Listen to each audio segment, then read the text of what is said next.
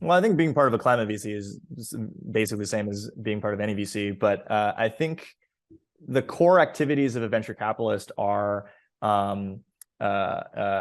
basically you have to find great founders to work with, so sourcing, right?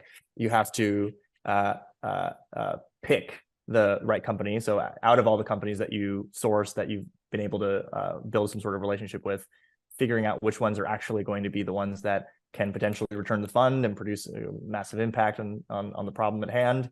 And then you have to win the deal. So not only can you pick out the right company, it's a function of being able to convince the founder that they should work with you and that they should put you on your board if there is a board.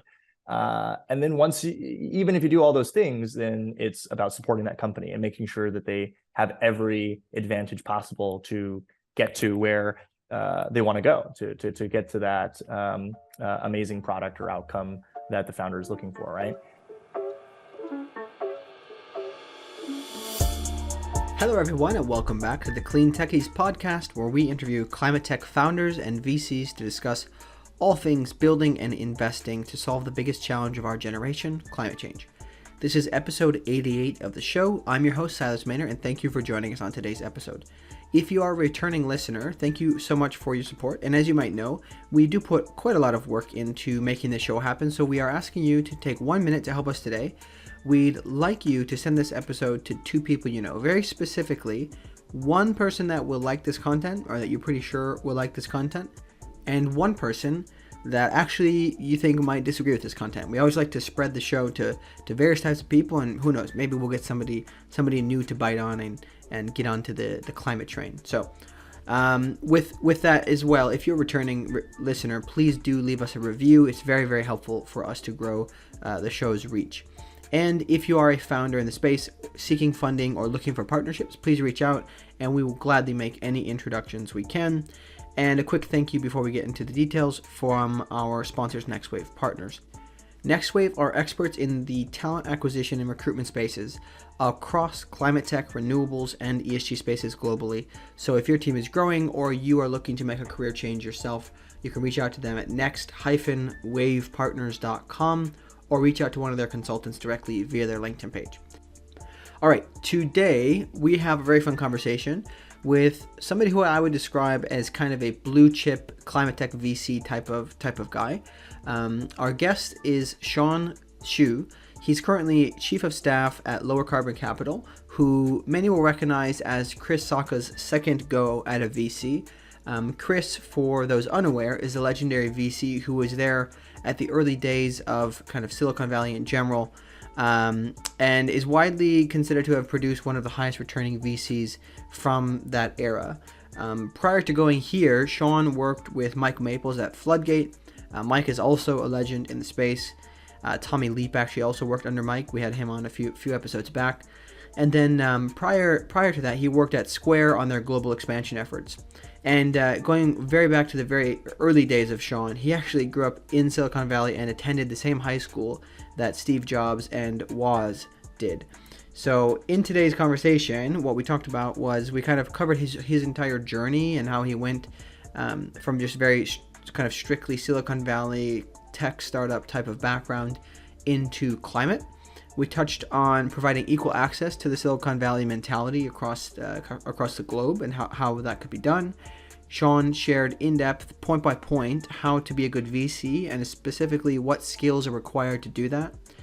We then talked about Lowercarbon's thesis and what they look for, as well as we closed off with the areas he's bullish on and some of the details about what he's working on now. So really, really exciting episode with some great content in particular for folks interested in getting into the VC space, as I kind of grilled Shawn on what does it actually take to be a good VC.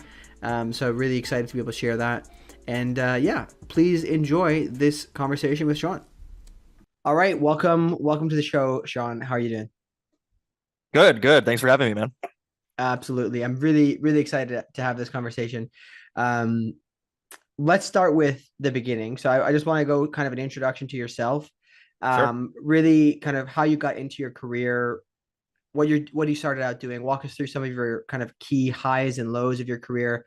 And I wouldn't mind, given our exchange prior to the show, if you want to also Yeah. touch on your experience going to Homestead High School, where Steve Jobs and Oh, Steve Wozniak went. I'd be kind of curious to sure. hear how that affected the beginning of your career. Yeah, sure. So where do I start? I grew up in the Bay Area. And as you mentioned, I went to Homestead High School, which is where Jobs and Woz went, however many decades it was ago. But growing up in the heart of Silicon Valley was very weird. I didn't really understand how weird it was until I left and realized that not every high school has VCs and founders that are in the community that are willing to mentor and guide young people and help them think through their own startups and how to engage in the startup economy, right? Which I got to take advantage of. Not every school has a CS AP JavaScript class, so like an opportunity to get people into building software at an early age and think through software models. Just the other day, actually, I'm an angel investor in a student at Homestead who dropped out, dropped out of college right after he graduated from high school. He's 18 years old and he's building a startup. And so, it's just indicative of the fact that there is you're surrounded by innovators and startup founders and investors. So to that extent, it was really really unique opportunity to take advantage of being in the heart of Silicon Valley.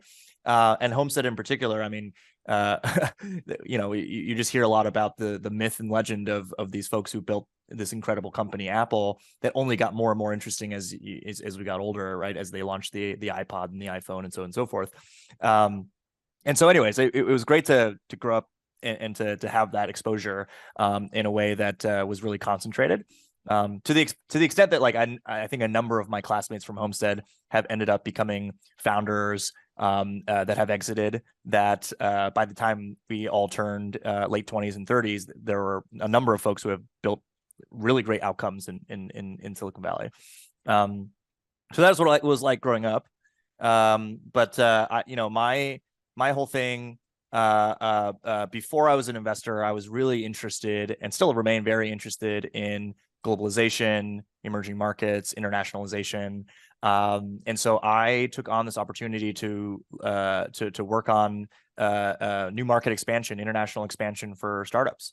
So I had some stints at some companies, most prominently, I guess, at Square. At Square, I was leading our expansion into Europe and got really into the weeds of how to grow companies and go 0 to 1 in new markets and think through go to market, think through unit economics, understand how to hire well, right? So startup within a startup in many ways for that international operator side of my life.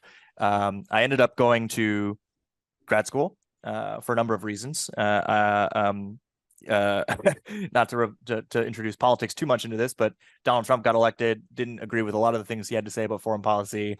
It threw a huge wrench. Brexit in particular threw a huge wrench in what I was trying to do at Square. And it effectively slowed down a lot of our expansion efforts. And not only that, I had spent a little bit of time in North Korea, which is maybe a story for another podcast, but all of a sudden they went from being interested in building a quiet path to a free market economy to wanting to build nuclear missiles and kill Americans as a result of the election, right? And so all these things happened at once, and I was just like, I kind of really want to go to school and sit down and read and talk to a bunch of people smarter than me and understand why the world works the way it works and what's my place in it. So I ended up going to grad school. Got my MBA at Wharton and in an international joint degree program. Studied a lot of international policy in the Lauder Institute, and that's where I got introduced to venture capital. And the last 6 years of my life have been all focused on venture. I became a partner at First Round Capital's student-run venture fund, Dormer Fund, and through that institution, we funded a number of unicorns and got really exposed to amazing founders where age is just a number. It's not a blocker to anything. And over the years, I've just become an early stage 0 to 1 generalist seed investor. And as a seed investor at firms like Floodgate, I started getting really excited about climate. Made one of our first climate investments at that fund in a company called Lowercarbon, which is a carbon removal company, bioengineering trees to grow faster, harder, and bigger than the normal natural trees.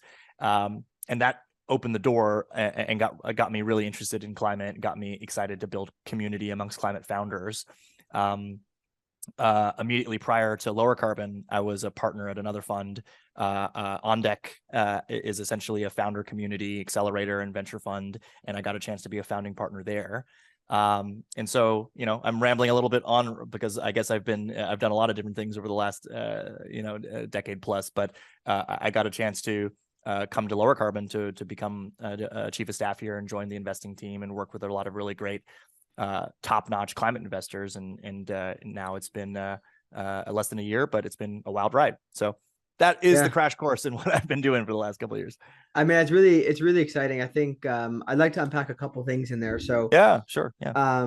First thing I think is interesting. You talked about your upbringing, and obviously the reason I wanted to bring up the the high school experience is because I think it, coming from a very different background myself, sure, it's very interesting to see how that rule, that the 5 people you spend the most time with kind of determine how you're gonna be. And it seems very indicative of the, you got the PayPal mafia, people like your classmates from high school, people go to Stanford, right? These people tend to be surrounded by other people who have similar interests, and it's kind of like this energy builds, and a lot of times there's a lot of success created out of it. I'm curious if you have any thoughts on, kind of from an equity perspective, how can this perhaps be replicated in other ways throughout other parts of the country that, geographically are not close to these types of people? Yeah, that's a great question. And I think it's something I think about often, just why is Silicon Valley special, and how do you replicate Silicon Valley, and how do you get more folks to essentially absorb the Silicon Valley culture, right? And it's a hard question. People have been trying to do this for a long time, and there's no straightforward answer. One thing about the pandemic, there's a lot of terrible things that happened with the pandemic, right? But one of the things that came out of it that I think is quite positive is hybrid and remote culture. Not easy to do if you're a 0 to 1 startup, because I think a lot of that does need to be in person. But we did so many of these fireside chats in virtual happy hours, and it just reduced the friction to just meet a person from anywhere in the world to impart learnings about a particular thesis, about the way that a particular company should be built from our perspective, to think about how big you can go. Just thinking about the scale of ambition you should be thinking about with regards to how you spend your time. And I think that's a great thing. I mean, I think that the more that we can really expose more people outside of Silicon Valley to this innovation engine, right? To this culture of celebrating failure rather than shunning it, of taking big risks, of understanding how large outcomes, just understanding the language and speak of Silicon Valley. I think that's and the mentality of company building in Silicon Valley. I think that is something that we should be doing more of. So that's just maybe a concrete tactical thing, right? Just more virtual engagement points, right? But I think honestly, spending some physical time here in Silicon Valley is also a really positive thing. Yeah, I mean, I think I hear a lot of people's stories on these types of things, and it usually comes down to one thing spurs their interest, right? So that could be the fireside chat, for example. I mean, for myself, I had no idea the kind of world that was out there growing up in the backwoods of Wisconsin, right? I had no idea that there was other, so many different kinds of jobs out there until I got into recruitment. And then you realize, wow, there's so many cool things to do in the world. And so maybe, I do think there's a large value in actually being in person, though. Like these things can't truly be replicated, I don't think, other places, but the ideas can be shared broadly, and then hopefully it hooks somebody, right? Yeah. And this is a question I'm thinking about right now at Lowercarbon, right? Like there's high density clusters of climate tech founders in various ecosystems around the world right now. San Francisco, New York, Boston, London. But for folks who want to build climate products and climate solutions that are outside of those core hubs, that don't have an opportunity to go to a happy hour every week to meet other people interested in what they're interested in, right? How do we engage them? How do we create or simulate community in that way, where they can get the high density flow of information and allow them to iterate on ideas, right? One simple example is just basically creating a mega text group for people who are interested in a particular area. Maybe that's CDR, maybe that's energy transition, maybe that's something else.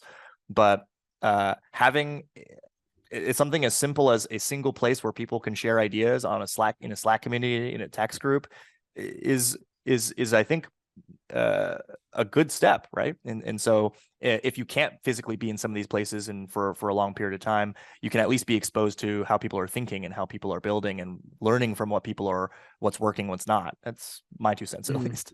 Yeah, I mean, I think it's interesting. Obviously, I wasn't around when the internet came to be, so I tried to read about how it was before, right? Sure. And it's interesting to see that everybody believed this was kind of the pill that was going to solve everything, but the reality is there's still logistical issues on how can you actually connect these people, right? And I think that you touched on the point, but that's another discussion. So I think that's really interesting. Thanks for that. Yeah. Want to go to, when did you start focusing on climate? Because I know you mentioned you did your first deal, the first climate deal during your time at Floodgate, I think you said. Yeah. And so what kind of spurred your interest in this space? Was it just something that came across, or you had already an interest in it? Well, I think on Living Carbon in particular, Maddie, the founder, is an exceptional founder. I think that, prior to Living Carbon, she doesn't have a technical background, but she learned biotechnology, right? And ramped up on that in a very quick fashion. And she was able to attract talent that was able to help fill in the gaps with regards to actual product developing product, right?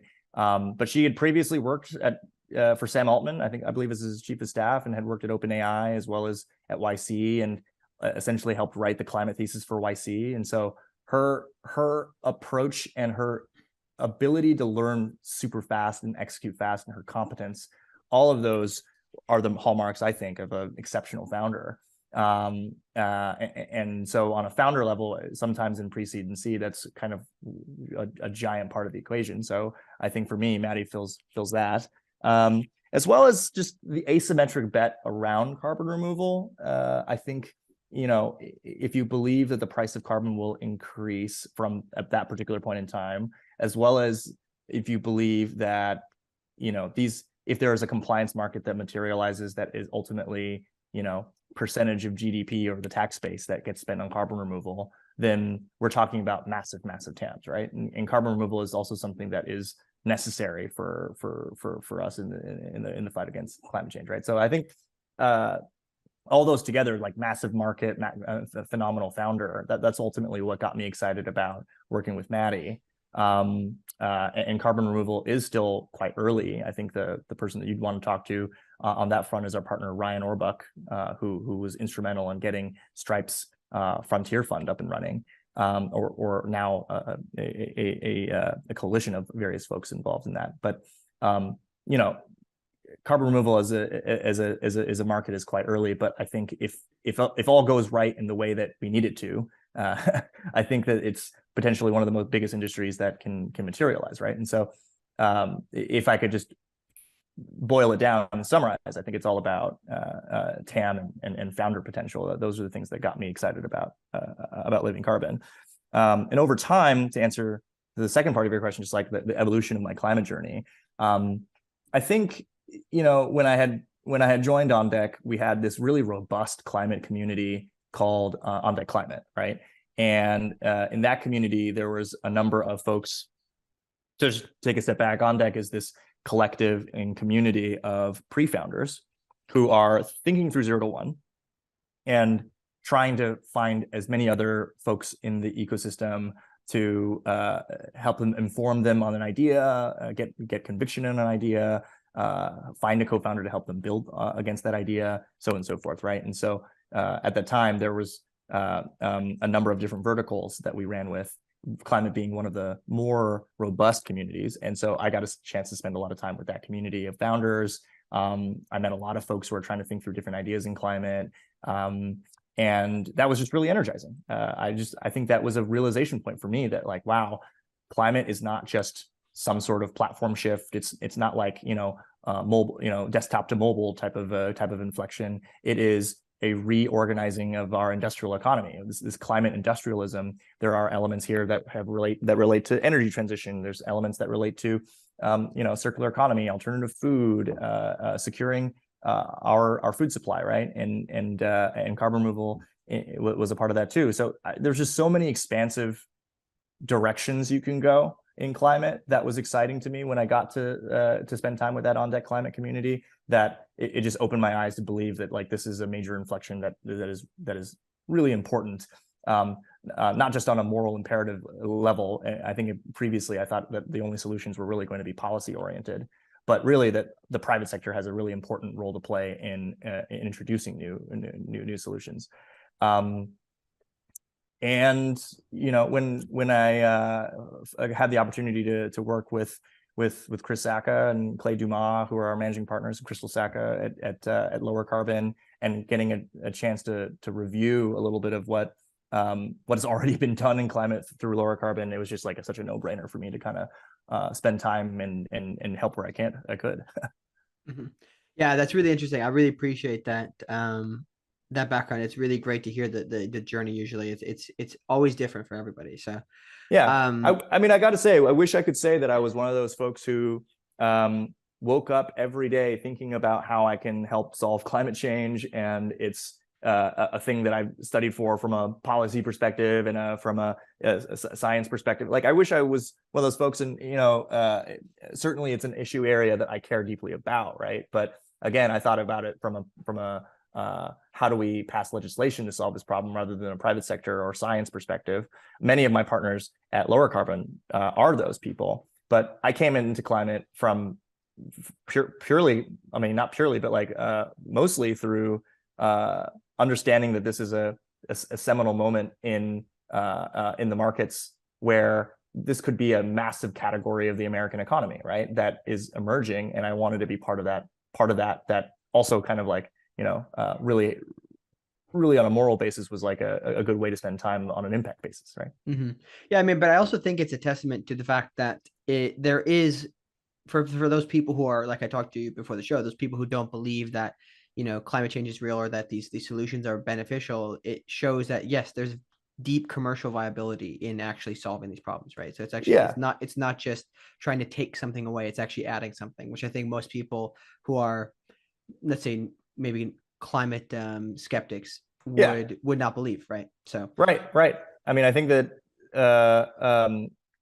there are so many examples of companies in our portfolio that are just customers don't buy them because there's a green premium and because they think it's a moral imperative to go buy some green product.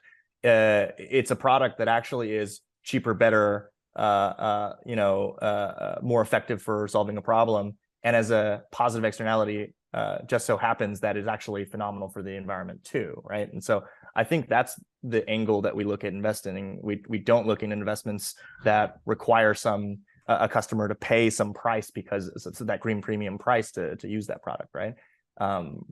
As an example, I'm just going to put it out there, right? We invested in a company called Carbon Crusher that is coming out of Norway, right?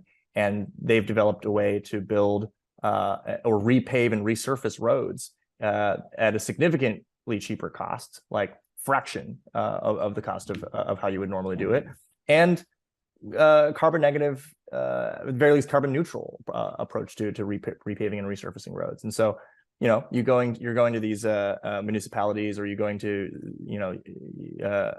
these cities and counties, and basically say, do you want to pay a third of the cost? Do you want to just get this done faster? And do you want to do this in a way where you can communicate this is actually quite friendly for the environment? The answer is going to be a unanimous yes, right? And so I think that's just one example of like, we have many portfolio companies that are like that, right? But that's an example I like to tell. Yeah. No, I mean, that's a great one. I think it's always funny because I can tell that things are getting very real as I see my dad slowly come around to things, right?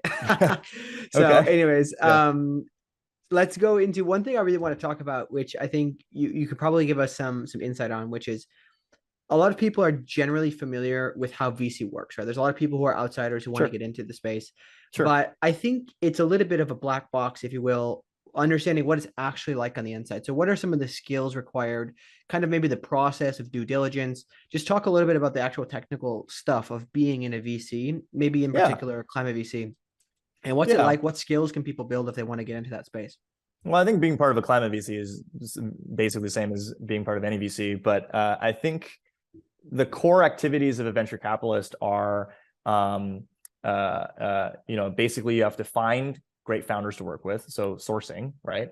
You have to pick the right company. So out of all the companies that you source that you've been able to build some sort of relationship with, figuring out which ones are actually going to be the ones that can potentially return the fund and produce a massive impact on the problem at hand. And then you have to win the deal. So not only can you pick out the right company, it's a function of being able to convince the founder that they should work with you and that they should put you on your board if there is a board. And then even if you do all those things, then it's about supporting that company and making sure that they have every advantage possible to get to where they want to go to get to that amazing product or outcome that the founder is looking for, right? And I'm quite fortunate to be working with Chris, who by all accounts is one of the best, most successful venture capitalists of all time. For those who aren't familiar, right? He previously founded this fund called Lowercase, and Lowercase is, I think Fortune described it as the highest returning fund of all time. And it's because he put very early checks into companies like Twitter and Stripe and Uber, Instagram, Twilio, you name it, in that early Silicon Valley software boom that we all experienced, right?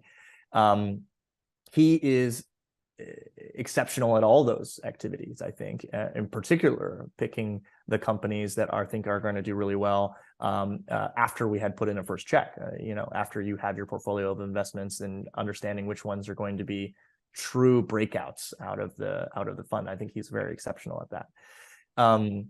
But going to your question about what actual skills you need, I mean, there's different skills associated with each core activity, right? With finding great founders, people do it in different ways. Some people are really great content writers, and so they have a thesis that they're thinking about that no one else is thinking about, and it creates this magnet and lightning rod where those types of founders will go to find them because they're the only ones really actively writing about said thesis.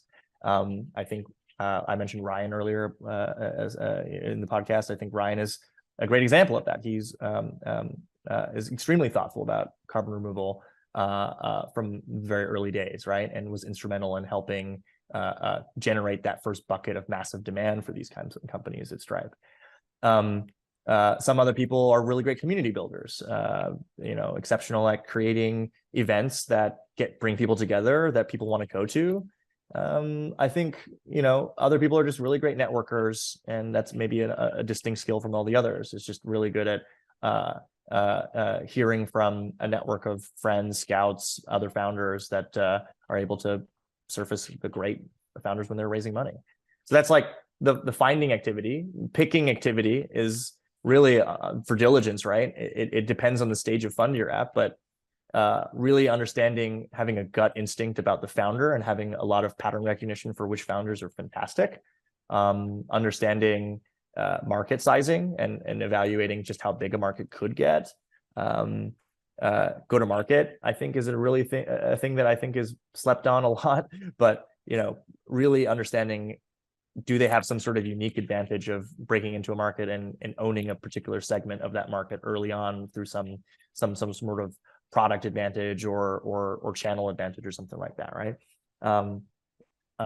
It's a lot of, some people build sophisticated financial models. I think if you're earlier in the stage of investment, you probably don't need to do that.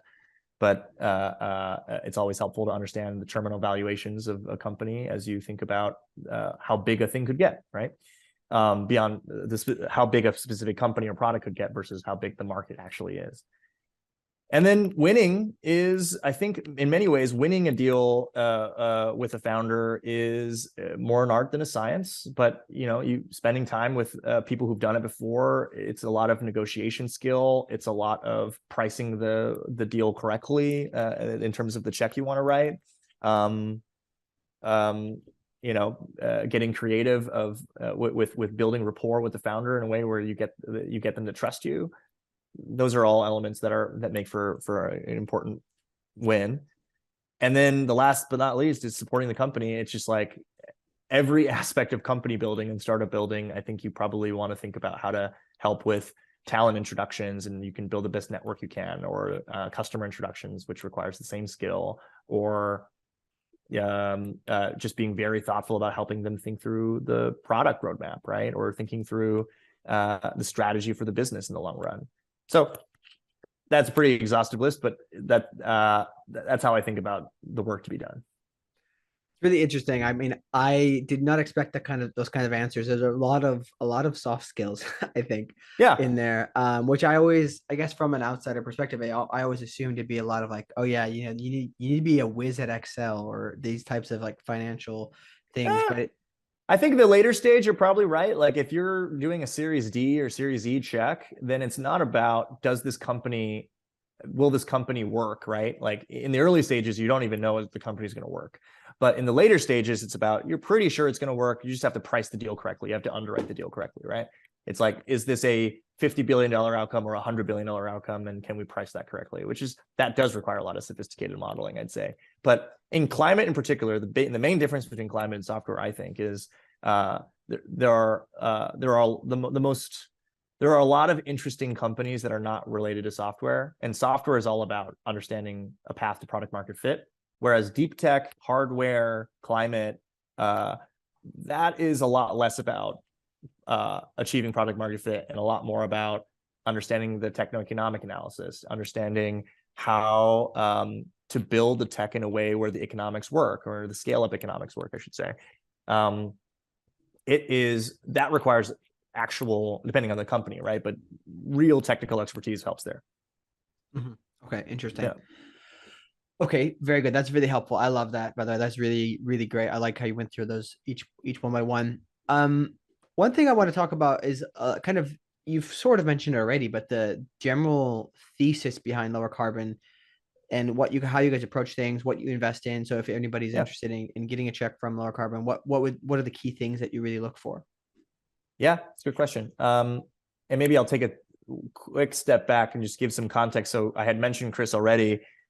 He retired when he at the conclusion of Lowercase, and had this incredible run investing in software, and he went into retirement, and he'd spent a lot of time doing things that he was excited about. I think he spent a lot of time doing democracy activism work, criminal justice reform, and climate was one of those main things there too.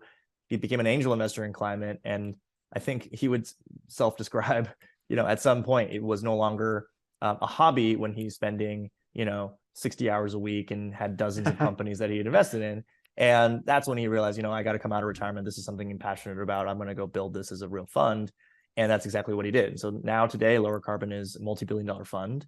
We're early stage. We do first check. We'll do later stage checks too. But at the core of it, we're trying to find founders and be the first partner to help them build the company in climate. And our thesis is really threefold. I think the stuff we look for, it's either slashing emissions to zero, which that entails the energy transition, the circular economy, alternative food. We have a fund dedicated to fusion, so long-term R&D bets in energy too, associated with that. But slashing emissions to zero is one area. The second area is carbon removal, which I've spoken to a little bit about. Carbon removal, sucking carbon out of the air, out of the sky, and not only catalyzing the technologies that remove carbon, but also the various software companies that would be required to support that, all doing the measurement, reporting, and verification, right? The carbon accounting is I think, a critical part of that thesis. And we have a fund dedicated to carbon removal, the technology side. And then last but not least, it's even if we were able to get emissions to zero and suck carbon out of the sky, I think there's still some consequences that we live with in our environment today. And so we have a thesis around adaptation to buy more time. So we've invested in a lot of companies working on mitigating wildfire and drought. And I think, unfortunately, over the long run, that might be an area where we're trying to spend more time and invest more dollars, because I think it will only get more challenging, right? That's broadly the three thesis areas that we're looking at, right? And as far as what we look for in founders, novel technology, an interesting insight as far as the application of that technology, or a particular new customer segment or new customer behavior. This borrows a little bit from what I learned at Floodgate through partners like Mike Maples and Anmir Co. But I'm looking at a lot of inflection-based investments. And what I mean by that is, I think there's a lot of investors out there who talk about, there's a problem to be solved, and, fixate and focus on the problem. For sure, interesting way to think about it. YC teaches that exhaustively. But, I think if you were to ask Mike or Ann, they would tell you, you got to look at the inflection. What are the change events that are out there? What's different today that you couldn't have built a solution for with 18 months ago or 12 months ago? A perfect example of that is a regulatory inflection with the Inflation Reduction Act, right? And the IRA has produced a slew of incentives and have made new markets possible, like transferable tax credits. There's a whole bunch of transferable tax credit marketplaces that have popped up to enable renewable energy developers to quickly monetize those tax credits in a way they couldn't have done before the passage of this bill. So, I'm excited about companies where there's a clear inflection, there's a clear insight. If it was a software company, on the hard tech company side, inflections still are very relevant. But also thinking about is it novel technology? Is this founder someone who's built something in the space before? Do they have a good sense of how to recruit the right team to go build it? All those things are quite relevant for us. Mm-hmm. Interesting. Very cool. I appreciate that. That's, I think, great insight. I think, thanks for sharing that. One thing I want to talk about kind of to close things out here is, given the current market situation, what is your advice to founders right now? I guess generally speaking, across the next few months, but also especially if they're in the process of raising. Any advice you have to founders, and things that maybe mistakes that you want to highlight that people are making, and you'd encourage them not to do that? Anything you want to share? Yeah, I mean, in general, I think we're in a bear market, and dollars are becoming scarcer by the day. And it's not. I think in a bull market, you might get away with raising the minimum viable amount of capital to prove that milestone, and raise more capital, because dollars are plentiful, and you're able to raise each successive round at a higher valuation. I think that this is particularly true in software, but I think this is true across the board. A lot of companies raised at really tough valuations. I mean, they're high valuations during the bull market, but they have to justify those valuations. They have to have the revenue and the fundamental technology advancements to warrant those kinds of valuations. They have to grow into it. And so I think a lot of founders are in that tough position to be able to grow into those past valuations that were at an all-time high. And I think if I had to make a prediction, I think there's going to be a lot of companies that will raise on a flat round or at a down round, right? And so I think a number of founders who have this expectation that they can raise, at a 5x multiple markup from their past valuation, and still be able to raise the dilution that they would have expected before. If they have an offer on the table and someone's offering you cash and you don't, and you're just holding out for better, I think it's a very dangerous position to be in.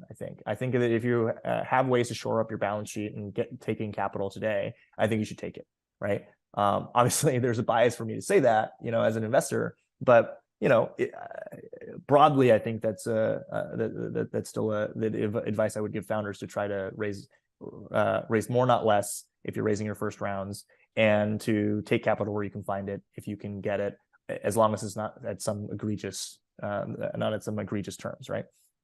That's how. That's just probably general advice that I'm sure you've heard from other people too. Yeah, I mean, it's kind of similar to a lot of things. I think that particularly it's you noted on the necessity to shore up the balance sheet. Yeah, that wasn't specifically mentioned in the past, but I think it's interesting. I mean, I just like this macro idea of how things kind of changed in VC. It seems again, from an outsider perspective, it seems like things changed a little bit with the climate tech model because hardware was introduced. Obviously, there was, venture capital investing in hardware before this, but it's really a lot of it happening right now. And I think it'll be interesting to see in the long term how this changes things for any hardware company in the future, right? I do think it's quite fascinating. But I mean, we've hardware got to, companies are even more capital intensive, right? I think yeah. that yes, there are more companies that are building in hardware. I don't think that people's expectations or goalposts for those companies have changed dramatically. If anything, the goalposts are still as high as ever. There are maybe more funds that are willing to evaluate and underwrite those companies in a different way. But even those funds, right? Like, I think many of those funds raised first funds at the bull in the middle of the bull market, or maybe they raised in the middle of the bull market and they only announced after the bear market started, getting more severe. And so, how many of those funds are going to continue raising fund 2, 3, 4, 5 in the future? I think that there is a very big question mark around that, right? And so I think, if any, in the general sentiment amongst most investors, I would say, even in climate, is that I think there is caution and hesitation. I mean, I was just having coffee with an investor this morning who basically said, hey, they did 0 deals in Q4 of 2022. And this is I think a very good investor. and so I think that I think there's a lot of activity in climate. I think there's a lot. We certainly have a pretty high pace, and as far as of companies that we're meeting and spending time with, and actively backing, right? But I think that I'm not sure that it will be like that forever. Mm-hmm. Yeah, I mean, I'm a little bit concerned that we'll have a climate tech 1.0 situation again, where kind of people are hesitant. But I also do think that there's some indicators that hopefully should be able to get a more capital in at some point. I'm sure there will be a dip of some sort, but I think people will come back to it because it seems like, being a recruiter in the space, the momentum hasn't gone away. The momentum has maintained its pace from 2020. Even though the general economy has not maintained its pace. Yeah. But okay, I think we've got time for one last thing. I want to ask, Sure. what are your, I guess, obviously, I'm sure you're bullish on a lot of things, but within kind of the spaces that you see, what are some technologies where you'd say some specific things over the next 3 to 5 years, something that may seem novel now is going to be like a very common thing. We're going to see it's going to be usual to us. It's going to be part of our everyday lives. Anything that you're really interested in the short-term expansion of? Yeah, I don't know if it's short term. It's more like short, medium term. I think that's true for most of the hardware stuff that's happening out there. But at Lowercarbon, we're quite interested in all of the inputs into the energy transition, right? And what I mean by that is like raw material, critical minerals inputs. I think that anyone who's looking at this space, you'll find that a lot of the supply and the processing capacity is not in the West, right? It's like lion's shares in China, right? And this goes back to some of the geopolitical things I was talking about before.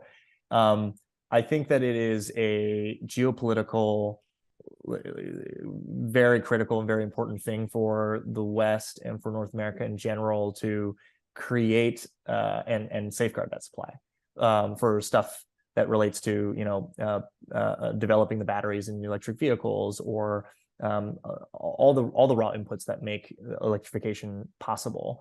And so, as a broad theme, what I'm really quite interested in is like, all right, how do we recycle some of these rare earth metals and in a way that allows us to expand our supply?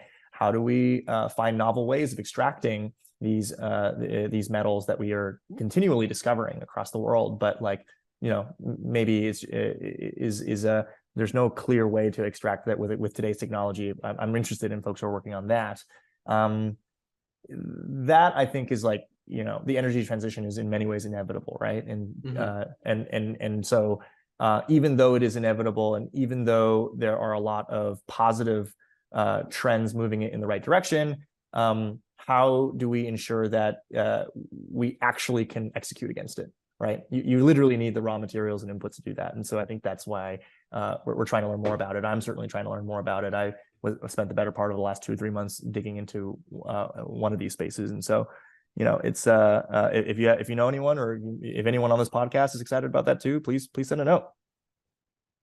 Absolutely. Very good, Woman. This has been really fun. I really enjoyed this conversation. Probably a lot more things we could talk about. But let's just kind of put it and end here. Any place people can reach you, any specific ask or plugs you wanna drop?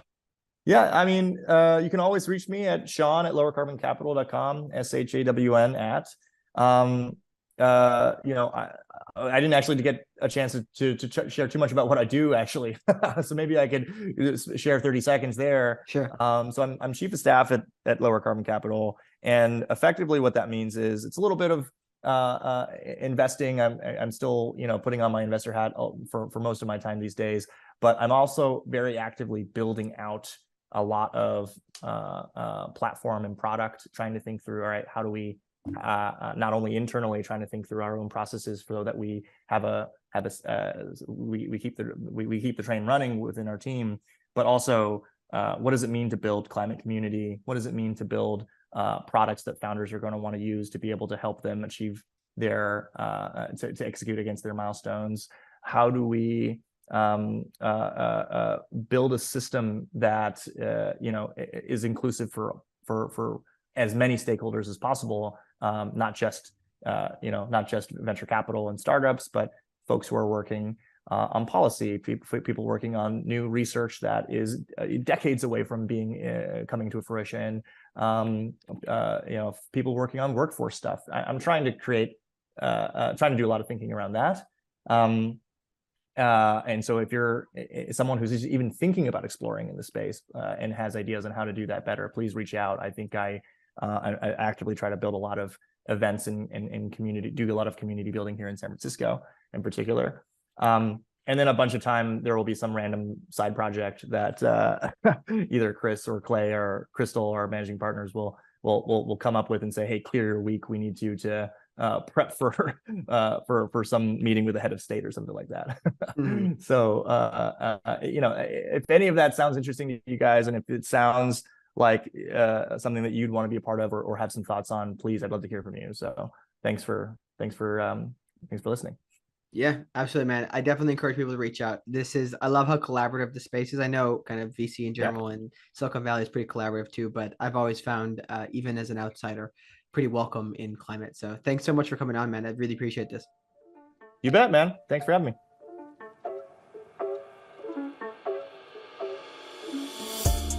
All right, thanks so much for listening to today's episode. If you enjoyed it, please do share it with somebody who might find it interesting. Please give us a review on Apple Podcasts. It's very, very helpful for us to grow the show. And connect with Shawn to follow him, and especially follow him on Twitter, LinkedIn. Check out the Lower Carbon website. If you're interested, they have a crazy amount of portfolio companies in their pages you can check out on their website. Definitely go look through those, especially if you're somebody looking for a job. Obviously, many of those are hiring right now, so you can consider checking there as well. And if this year's your first time joining us, please subscribe and tap the bell for notifications to follow along on our journey. A quick note on our next episode. We will be joined by Untitled Chapter, the founder of Cryoterra. So Cryoterra is taking traditional methods of creating clay products and pairing that with modern science to make fully circular masonry products. Aditol's story is really fascinating, and the products they are working on are really, really interesting. So I am very excited to be able to share this. I think it's a pretty interesting example of bringing traditional methods and modern science together. I don't really think I've seen anything that kind of fits that definition as perfectly as this does. So really hoping that you enjoy that upcoming episode. Stay tuned for that. And as always, thank you for joining us on the Clean Techies podcast, and we will see you next time.